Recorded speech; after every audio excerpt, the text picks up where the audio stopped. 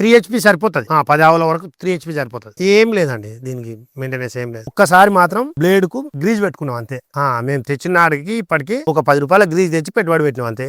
మాకేం లోటు లేదు. Current 3 phase main 3 phase motor 3 phase supply కావాలి. ఇక సింగిల్ phase కు నడవదు కాబట్టి ఎంతసేపు ఉన్నా 3 phase మోటార్నే ఉండాలి. దీని మధ్యలో మాత్రం ఒక MCB పెట్టుకోండి ఏమైనా షార్ట్ అయితే. ఇది ఎందుకంటే ఎలకలు వైరు కొడుతుంటాయి. షెడ్ లో ఉంటేనే ఓపెన్ టాప్ ఉంటాయి, అలా ఎలకలు రావు. ఇప్పుడు మేము ఇది కవర్ కప్పి పెడుతున్నాం, ఇలా ఎలకలు ఉంటాయి. స్టార్ట్ చేసి ఒక 5 నిమిషాల తర్వాత ఇట్లా వచ్చి టచ్ చేసి చూసి సొప్ప పెట్టాలి. ఎవరైనా పెట్టినా డైరెక్ట్ పెట్టొద్దు, ఎందుకంటే షార్ట్ వస్తుంటాయి. ఎలకలు వైర్ నాకుతాయి కదా, అట్లాంటి బల్లులు ఎలకలు, అది ప్రాబ్లం అవుతుంది.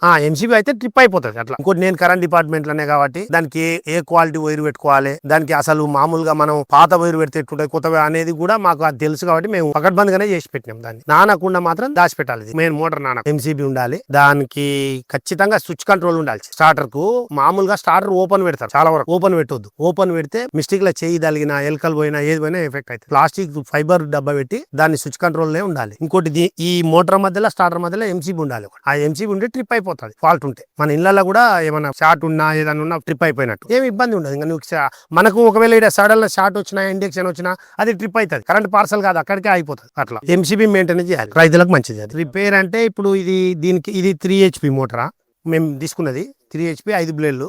ఇది లోడ్ ఎక్కువ వేస్తే కాలిపోతుంటది. లోడ్ ఎక్కువ వేయద్దు, దాని స్టేజ్ బట్టి పెట్టాలి మనం.